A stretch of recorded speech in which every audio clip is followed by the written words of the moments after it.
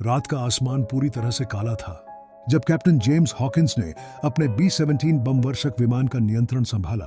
उनके माथे पर पसीने की बूंदें थीं। अचानक विमान में एक धमाके के साथ आग लग गई, जिससे छर्रे विमान के धड़ से होकर निकल गए। हमें चोट लगी है, इंजन 3 और 4 बंद हैं, उनके सह पायलट ने दहाड़ के बीच चिल्लाया। जब आग की लपटें पंख को घेर रही थीं, तो हॉकिंस को पता था कि उनके पास बस कुछ ही पल बचे हैं। बचाव करो, बचाव करो, उन्होंने अपने चालक दल से चिल्लाते हुए कहा।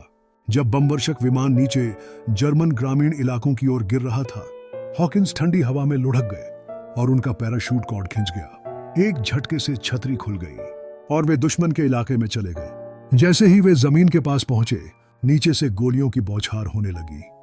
जर्मनों ने उन्हें देख लिया था। गोलियां तेजी से गुजरी और उनके पैराशूट में छेद हो गया। वह जमीन पर जोर से गिरा, उसकी सांस रुक गई। हौंसे हुए लेकिन जिंदा। हॉकिंस ने जल्दी से अपना पैराशूट और उड़ान गियर दफना दिया। उसे तेजी से आगे बढ़ना था। जर्मन गश्ती दल उसे खोज रहे थे।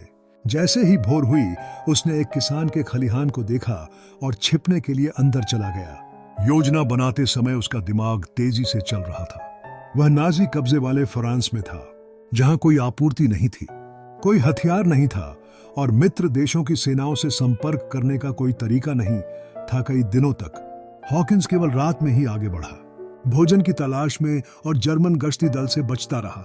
उसने जीवित रहने के लिए अपने जीवित रहने के प्रशिक्षण का इस्तेमाल किया, पत्ते और कीड़े खाए। पकड़े जाने का लगातार डर उस पर भारी पड़ रहा था। एक गलती का मतलब कारावास या मृत्युदंड हो सकता था। अपनी परीक्षा के 1 हफ्ते बाद हॉकिंस को एक युवा फ्रेंच लड़का मिला, जो एक हेजरों में छिपा हुआ था। लड़के की आंखें पहचानते ही चौड़ी हो गईं।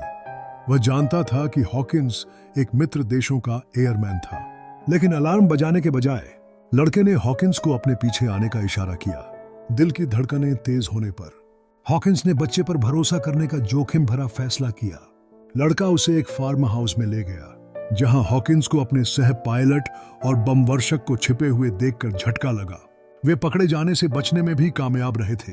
फ्रांसीसी परिवार प्रतिरोध का हिस्सा था, जो गिरे हुए मित्र देशों के वायु सैनिकों को भागने में मदद करने के लिए समर्पित था।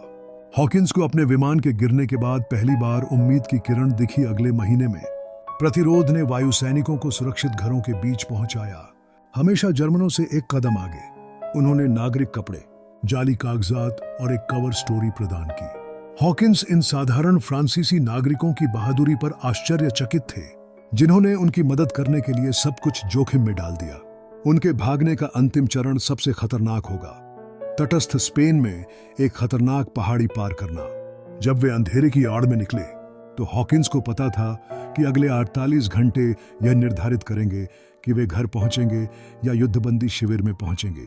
समूह ऊबड़ खाबड़ इलाकों से होते हुए थका हुआ और बेचैन था। जर्मन गश्ती दल पहाड़ी दर्रों की निगरानी करने के लिए जाने जाते थे। एक पल के लिए दिल दहलाने वाले पल में उन्होंने आवाजें सुनी और पत्थरों के पीछे छिप गए, क्योंकि नाजी गश्ती दल कुछ ही गज की दूरी पर गुजर रहा था। हॉकिंस ने अपनी सांस रोक ली। उन्हें यकीन था कि उन्हें खोज लिया जाएगा।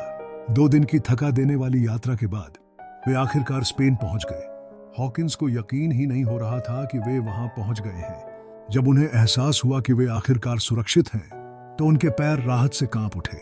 घर के बारे में सोचते ही उनके चेहरे पर आंसू बहने लगे। हॉकिंस और उनका दल आखिरकार इंग्लैंड वापस आ गया, जहां उनका नायक की तरह स्वागत किया गया। उनका साहसी बच निकलना मानवीय लचीलेपन और फ्रांसीसी प्रतिरोध की अविश्वसनीय बहादुरी का प्रमाण था। हॉकिंस उन आम लोगों को कभी नहीं भूलेंगे, जिन्होंने उन्हें बचाने के लिए अपना सब कुछ दांव पर लगा दिया। अगर दुश्मन की सीमा के पीछे साहस और जीवित रहने की यह कहानी आपको पसंद आई है, तो इस तरह के ऐतिहासिक वृत्तांतों के लिए अपनी प्रशंसा दिखाएं।